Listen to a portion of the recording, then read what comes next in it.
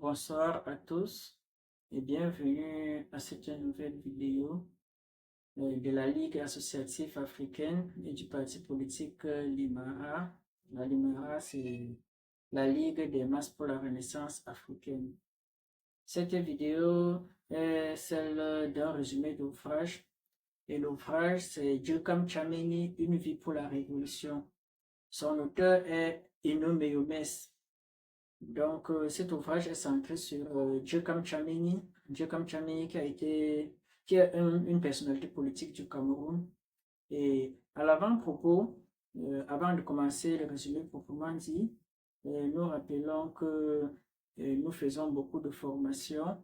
Nous faisons des formations en économie politique, en entrepreneuriat, en journalisme et également notre parti compte prendre le pouvoir au Cameroun. Donc, si vous pouvez adhérer, vous pouvez le faire.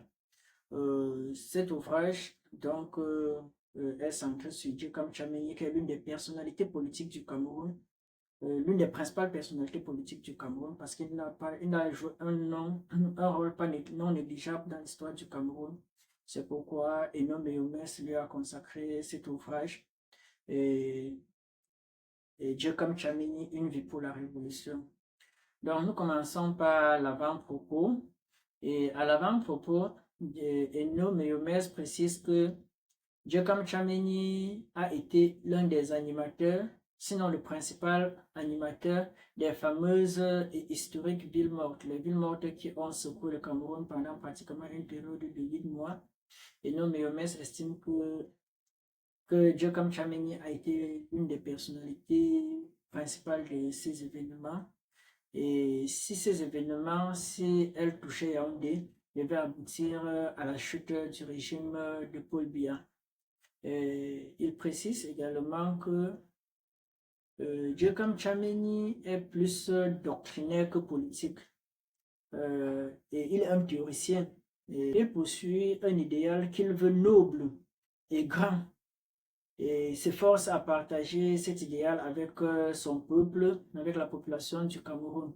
Donc, Eno Meyomes estime que Eno Meyomes précise que Djekam Tchameni est dans la pureté et que ce genre de personnes prend difficilement le pouvoir.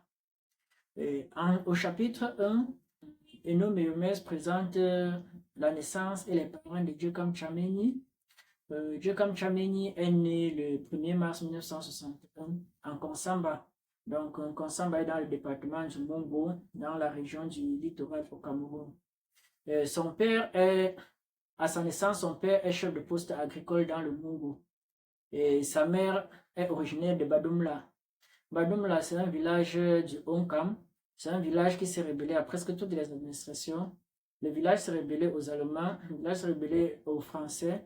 Et lors de la guerre d'indépendance, le village s'est opposé vigoureusement à l'administration française et le village a été détruit.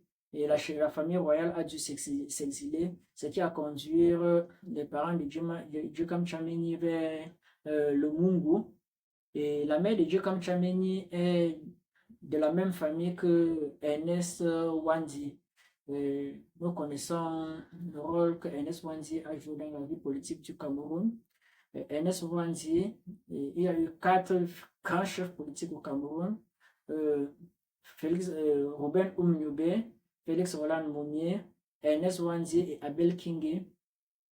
Et la mère de Djekam Tchameni est de la famille de Ernest Wandi, de la même famille, dont ils ont des liens de parenté. C'était pour la leçon 1. La leçon 2, Eno Meyomes présente Djekam Tchameni, une enfance à l'abri du tribalisme. Il précise que Djekam Tchameni a suivi son père dans toutes ses affectations, puisque son père, étant administrateur, a été affecté dans plusieurs régions du pays. Et chaque fois, Djekam Tchameni a dû le suivre. Et Djekam Tchameni n'a fait partie d'aucune association tribale. Et que ce soit les associations, il y a plusieurs associations tribales au Cameroun, et il n'a fait partie d'aucune de ces associations. Et Djekam Tchameni grandit à l'abri du besoin. Donc, il n'est pas issu d'une famille pauvre, d'une famille misérable. Il est issu d'une famille aisée, on ne peut pas dire très aisée, mais d'une famille aisée. Et il n'a pas eu des besoins, il a grandi à l'abri du besoin.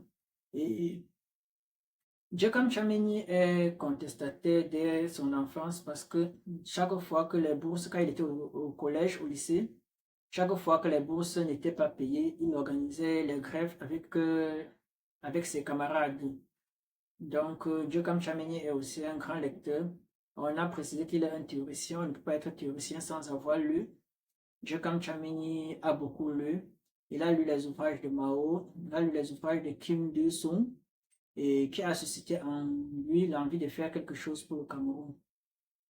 En 1978, Joachim Chameni quitte le secondaire pour arriver à l'université. Et en quittant le lycée, il est déjà un militant, puisque nous avons vu son parcours combatif déjà déjà au lycée. Et donc, l'université camerounaise se caractérise par un désert idéologique. Et Amadou Ahidjo, le président de la République, s'assure, on est dans la dictature, s'assure qu'aucune idée de gauche ne pénètre à l'université. Et en 1976, les étudiants qui avaient tenté de distribuer les tracts de gauche à l'université ont été arrêtés et emprisonnés. Donc l'université camerounaise, le régime d'Amadou Ahidjo ne tolère aucune idée de gauche. Seulement, les associations tribales sont autorisées à fonctionner à l'université et d'autres associations qui n'ont aucun trait avec une idéologie ou bien avec la politique. Donc, ce sont les associations communautaires qui sont admises à l'université. Joachim Chameni ignore toutes ces associations et adhère au club UNESCO. Et il crée avec d'autres camarades le club d'études et de réflexion sur la culture africaine, dénommé le CRK, puisque pour pouvoir faire véhiculer quelques idées de nature progressiste dans l'université camerounaise avec une dictature rigoureuse, on est obligé parfois de se cacher dans certaines dénominations pour pouvoir faire pénétrer ne serait-ce qu'un minimum d'idées et à tendance progressiste.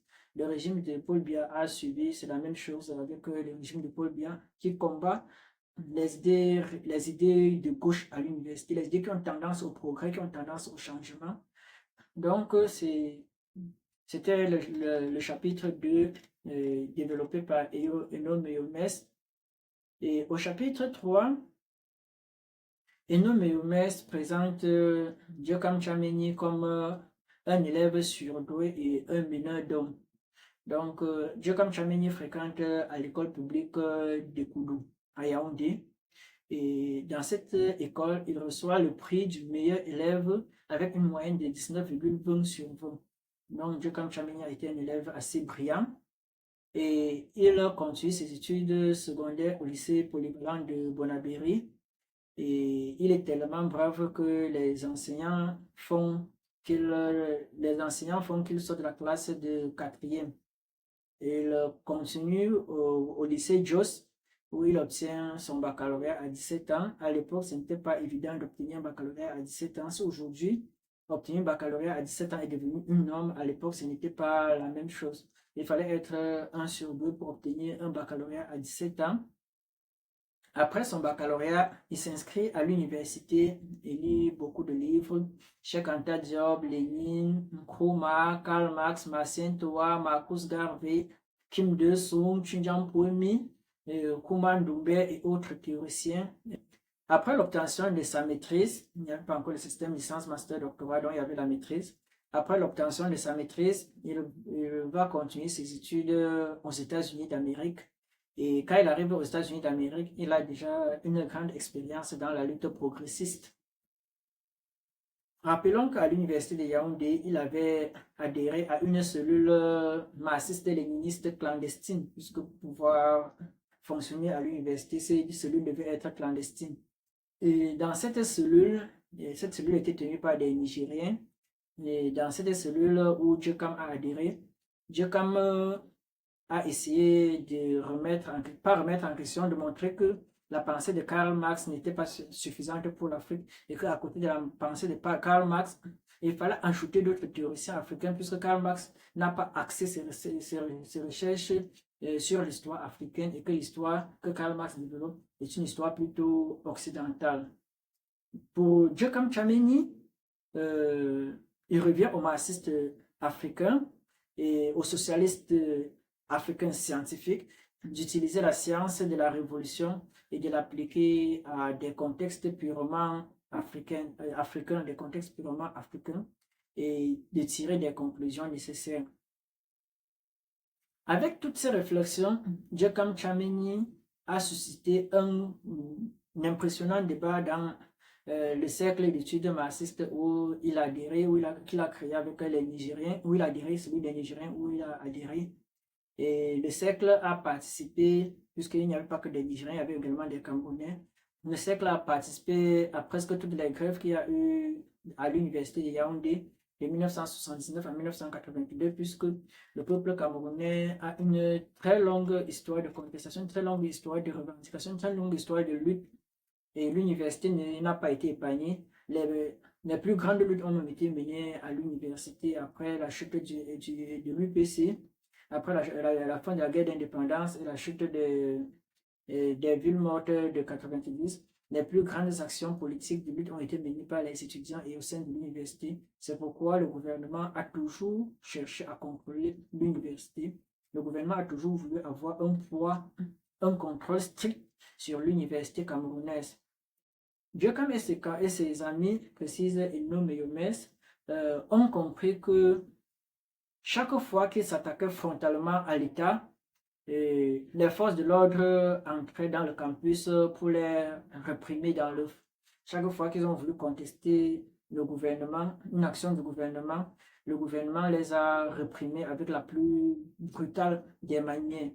Donc, ses camarades et lui ont donc décidé une approche indirecte qui leur laisserait le temps de s'organiser pour les batailles futures. Donc, ils s'en sont pris aux bailleurs des mini-cités qui pratiquaient des loyers exorbitants. Là-bas, le gouvernement était obligé de les soutenir puisqu'il ne s'attaquait pas frontalement au gouvernement. Il s'attaquait à d'autres personnes que le gouvernement. Le gouvernement n'avait plus de raison d'envoyer l'armée à l'université pour les arrêter, les bastonner et les emprisonner. Donc, la cellule clandestine où milite Joachim Chamenyi met en place une mercuriale pour les loyers et les étudiants valident les prix de cette mercuriale et informe les bailleurs que les étudiants dans les municipalités auront désormais un montant fixe à payer pour le loyer. Et l'université est informée pour pour jouer le rôle de médiateur.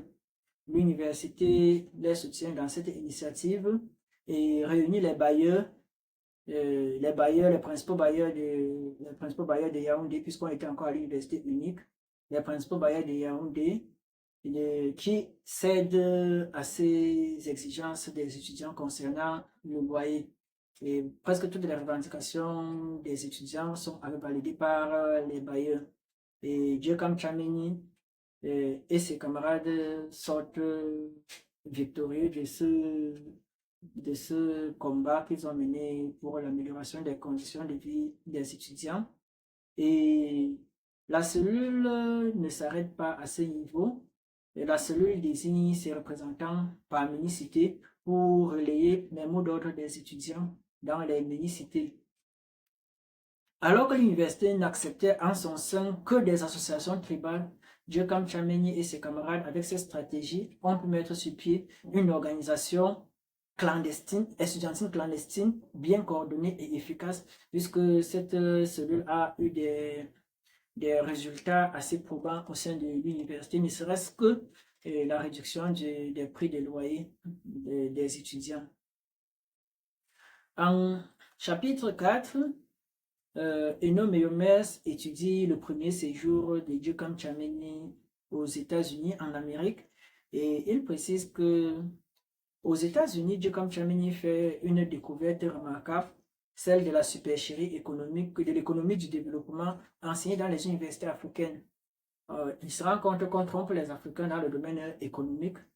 Alors que les économistes font de l'investissement direct à l'étranger la clé du développement, le jeune Joachim Chameni assiste à un cours à l'université de Houston, au cours duquel le professeur explique à des cadres des sociétés pétrolières du Texas que, je cite, les propos sont de Joachim Chameni lui-même, la seule chose à savoir en ce qui concerne l'investissement direct à l'étranger est que vous ne devez pas apporter un sou dans les pays où vous allez investir. Donc, les investisseurs étrangers arrivent en Afrique, disent qu'ils vont investir, mais n'apportent aucun sou, mais au contraire, rentrent plutôt avec d'énormes bénéfices, avec la complicité des régimes néocoloniaux installés au pouvoir. Joachim Chameni découvre cette supercherie et cela change sa conception de l'économie. Aux États-Unis, il se marie à Makini, une militante noire américaine afro-descendante. Et pour subvenir aux besoins de la famille, il travaille la nuit et fait les études en journée. C'est parfois le sort de presque la plupart des militants.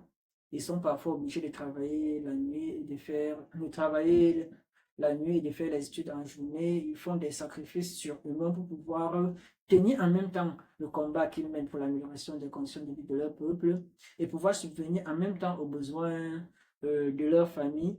Ce sort n'est pas seulement réservé aux militants, même également à la plupart des ressortissants des familles pauvres qui parfois sont obligés de payer eux-mêmes la scolarité pour pouvoir faire des études.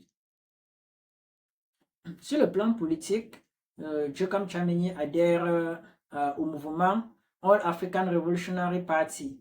Et c'est fondé par Kwame Touré, qu'on appelait Stokely Carmichael. On le connaît dans l'histoire, il a été un très grand défenseur de la cause des Noirs aux États-Unis. Et lui, il est un ancien premier ministre des Black Panthers. On connaît bien les Black Panthers et leur rôle qu'ils ont joué dans l'histoire. Pour ceux qui ne connaissent pas, vous pouvez vous inscrire aux études panafricaines puisque nous étudions tous les combats menés par les Africains, les Afro-descendants depuis que nous sommes sur la Terre jusqu'à présent. Nous n'épargnons personne et les Black Panthers ont eu de grandes périodes de gloire dans ce combat que nous menons depuis pour la défense des Noirs et pour le changement des conditions de vie des Africains. Donc, Joachim Chameni et son épouse relancent le parti à Houston où ils habitent. Et Joachim Chameni est désigné responsable du parti pour tout le sud-ouest des États-Unis. Donc, Joachim Chameni a eu un répondant aux États-Unis. Les leçons 5 et 6 de cet ouvrage de Eno Meyomes, consacré à Joachim Chameni, sont centrés sur la collaboration avec les organisations d'Africains américains de 1983 à 1985 et sa vie familiale. Et en sa qualité de représentant, de responsable de la All African Revolutionary Party, Joachim Chameni entre en contact avec plusieurs organisations afro-américaines des États-Unis qui luttent pour la cause des Noirs aux États-Unis d'Amérique. Il participe à toutes les manifestations noires au niveau national, au niveau des États-Unis, au niveau de la nation américaine. On sait que la nation américaine a plus de 50 États. Donc, cela montre en quelque sorte le rayonnement de Joachim Chameni. Et lors d'une soirée organisée par les militants panafricanistes, il rencontre Desiree Schmidt, qui sera sa future épouse. Et en 1986, un enfant naît de leur couple, de leur relation. Et Joachim Chameni à l'époque a 22 ans et son épouse a 21 ans. Et en 1985, il retourne au Cameroun et s'installe à Douala. Le couple aura 4 enfants. Ces enfants sont Kwame, Zinga, Shabaka, Samoré. Donc, ce sont les noms des grands révolutionnaires africains, ce sont les noms des grands combattants de la liberté des Africains, négro-africains. Et ces noms sont une manière pour Joachim Chameni de rendre hommage au combat mené par les dévanciers, ceux qui sont venus à la lutte avant lui.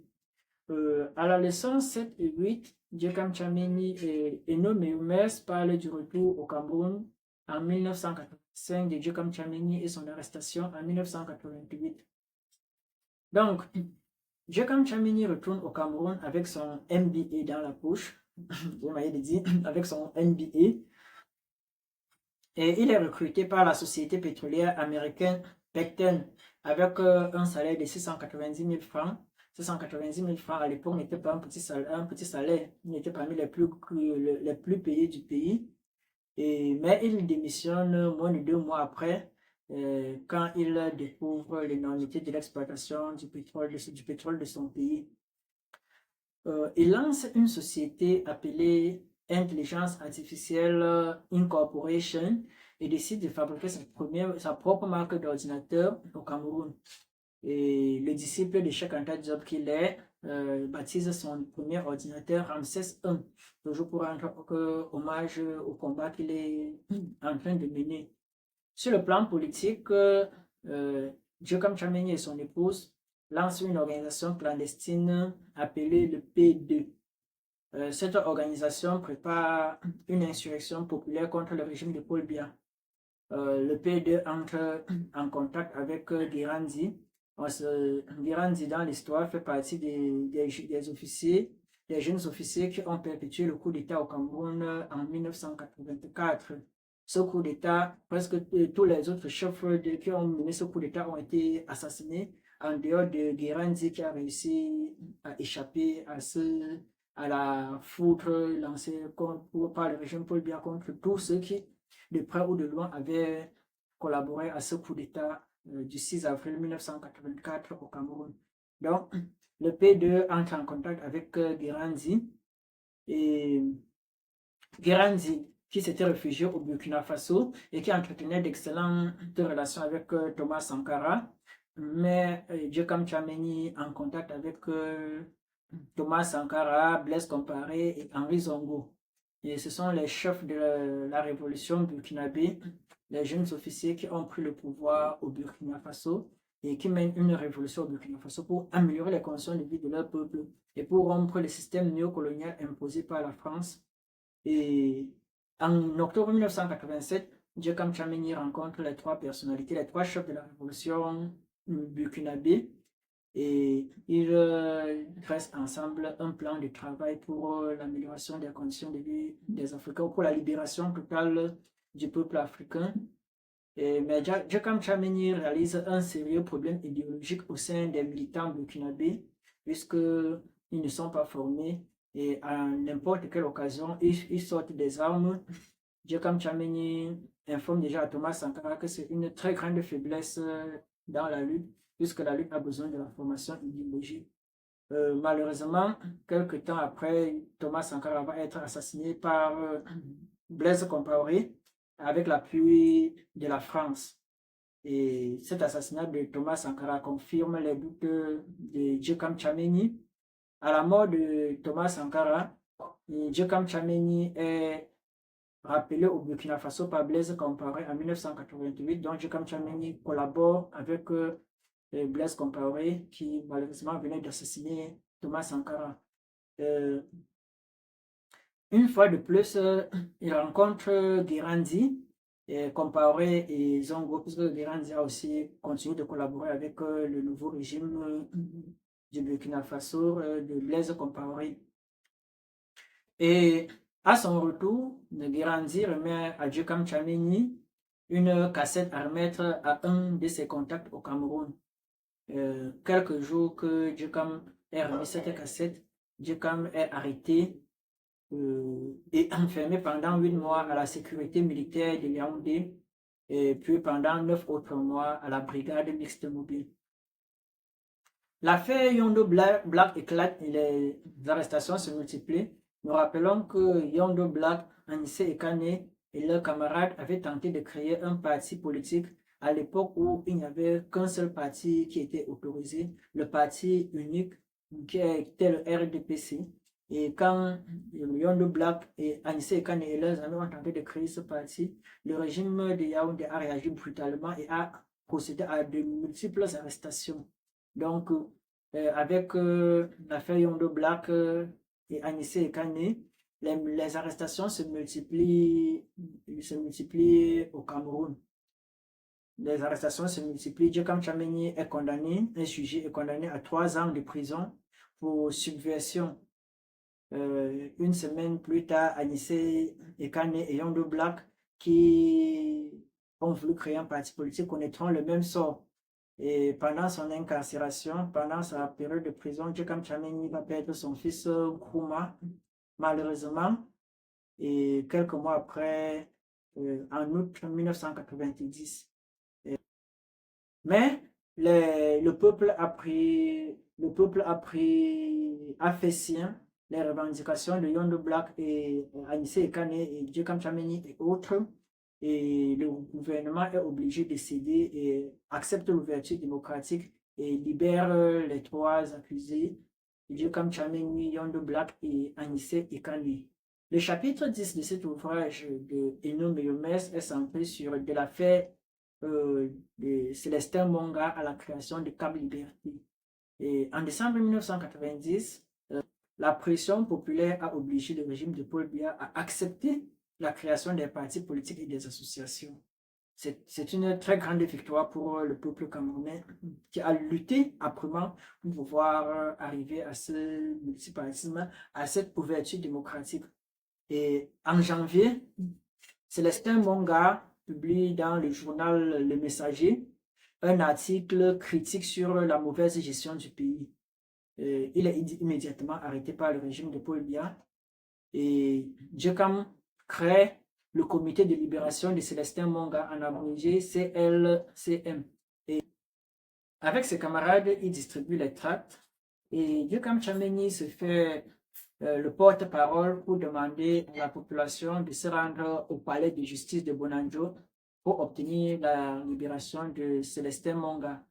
Et le jour dit, le peuple accepte cette invitation de Djekam Tchameni et ses amis. Et tout voilà contestataire se retrouve à Bonanjo. Et le régime de Paul Biya est obligé de renvoyer l'audience. Et c'est le plus grand meeting après la chute de l'UPC, puisque c'est l'UPC qui avait l'habitude d'organiser de telles organisations populaires. Et une grande victoire pour Djekam Tchameni, qui est parvenu à lever les foules de manière impressionnante et inattendue, puisque personne ne pouvait s'attendre à ce que Djekam Tchameni puisse lever de telles foules. Les 2 prévenus sont condamnés à une peine avec sursis. Donc le régime a en quelque sorte cédé une fois de plus à la pression populaire. Le CLCM, après la libération, continue de se réunir au siège de la société Intelar. Intelar, c'est la société qu'on avait créée, que Djekam Tchameni avait créée, Intelligence Artificielle Incorporation. Et quand le CLCM continue de se réunir au siège de cette société, il a décidé la création d'une organisation permanente appelée Comité d'action populaire pour la liberté et la démocratie, en abrégé Cap Liberté. En mars 1991, Cap Liberté organise le tout premier meeting réclamant la tenue d'une conférence nationale souveraine au Cameroun. Le jour du meeting, la police a envahi les lieux, mais Cap Liberté avait déjà prévu des meetings ailleurs, tandis que la police occupe les lieux où devaient se tenir les meetings. Le meeting se déroule ailleurs. Et malheureusement, la durée des discours et autres va faire que la police va être informée que le meeting est en train de se tenir ailleurs et va arriver rapidement et procéder aux arrestations. Des responsables de Cap Liberté. Mais ils seront tous libérés, ils ne vont pas durer. Et à la leçon 11 et 12, Eno Méomès centre ces 2 leçons sur la création de la coordination des partis politiques et le tête-à-tête avec Fonzi en 1991. Cap Liberté avait des membres dans la direction de beaucoup de partis politiques et était très influente sur le terrain de l'action. C'était un mouvement non partisan. Et étant un mouvement non partisan, il pouvait facilement intégrer tous les autres mouvements et lui était donc facilement de rassembler et de mobiliser les masses. Ce qui a amené le MINAT, le ministère de l'administration territoriale de la décentralisation, à dissoudre Cap Liberté le 13 juillet 1991. Donc le gouvernement va dissoudre cette organisation Cap Liberté, mais le mouvement va entrer en clandestinité. Et ce qui va pousser le gouvernement à organiser un assaut militaire au siège de Indela où les membres de l'organisation avaient l'habitude de siéger. Et l'entreprise de Diokam Chameni Indela qui fabriquait les ordinateurs, la toute première société à fabriquer les ordinateurs en Afrique subsaharienne, est détruite par le gouvernement de Paul Biya. Et Diokam Chameni est est contraint d'aller en exil. Il échappe à quelques tentatives d'assassinat et se rend au Burkina Faso. Il retourne au Burkina Faso où il continue les actions de Cap Liberté et travaille avec la coordination des partis politiques d'opposition et avec l'Union pour le changement.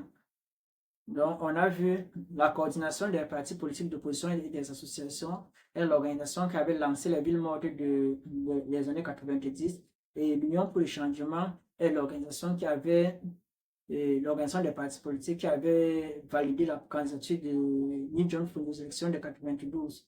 Donc, aux élections de 92, simple précision, Ni John Fundi est le candidat de l'Union pour le changement, même s'il fait partie du SDF. C'est l'Union pour le changement qui le porte une coalition de partis d'opposition.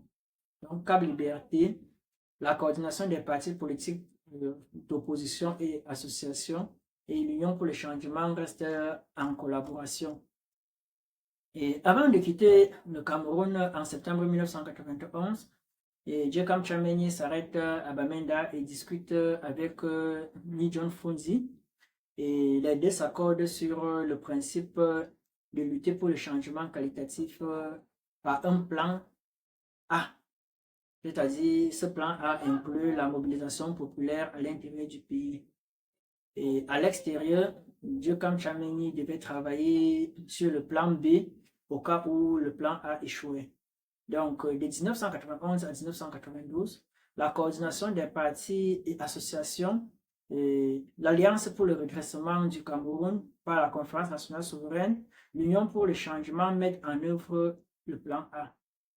C'est-à-dire les mobilisations à l'intérieur du pays pour précipiter le départ du régime néocolonial de Paul Biya. Et après avoir élaboré un programme consensuel de transition politique, l'Union pour le changement choisit Ni John Funzi comme son candidat, comme je le précisais tout à l'heure. Et aux élections de 1992, Paul Biya est déclaré vainqueur malgré le fait que tout montre son échec.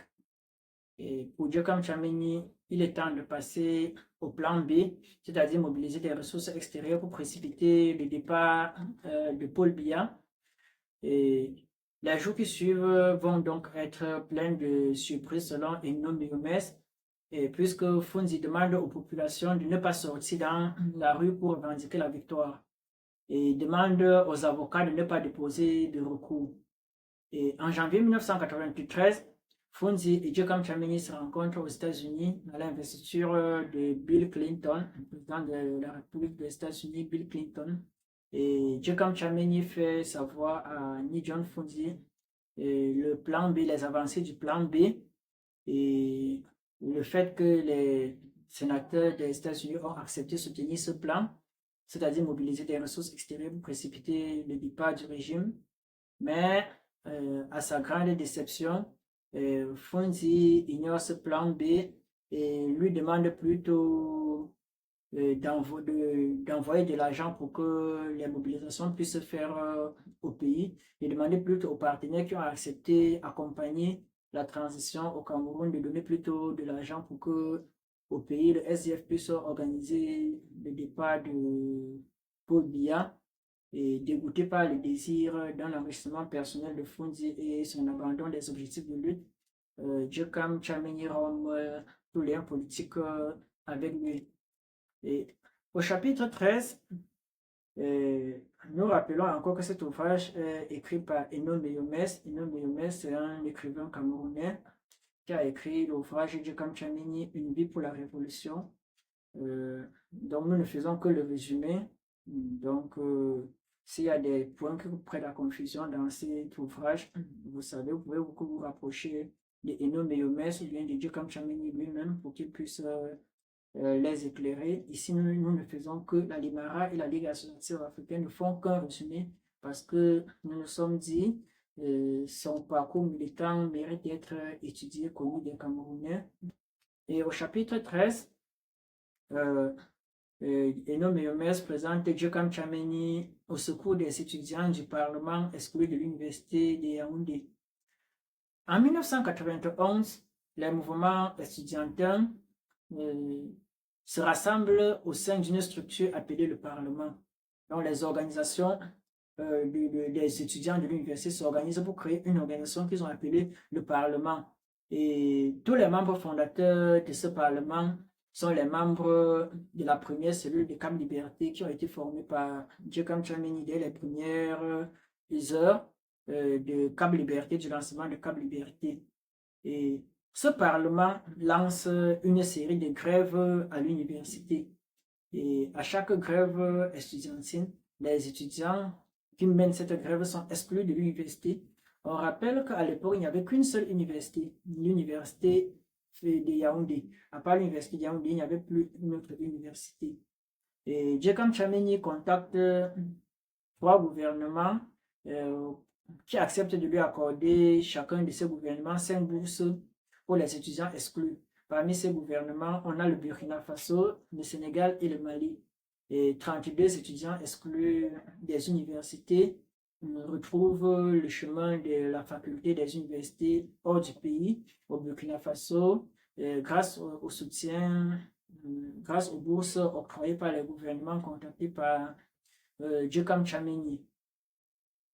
Alors, au chapitre 14 et 15, Eno Meyomès centre ses deux leçons sur la création du MDI et du réseau des organisations de la société civile, le ROC, et l'impérieuse nécessité d'hommes d'État en Afrique.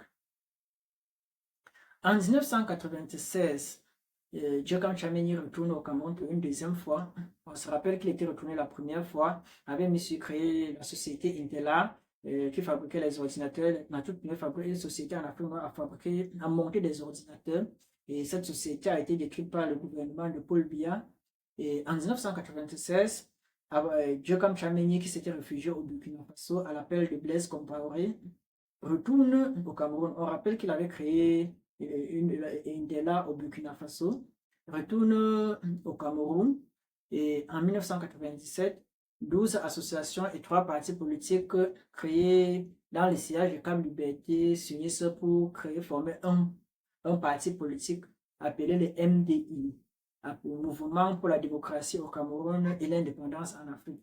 Voilà la définition du MDI, Mouvement pour la démocratie au Cameroun et l'interdépendance, autant pour moi, et l'interdépendance en Afrique.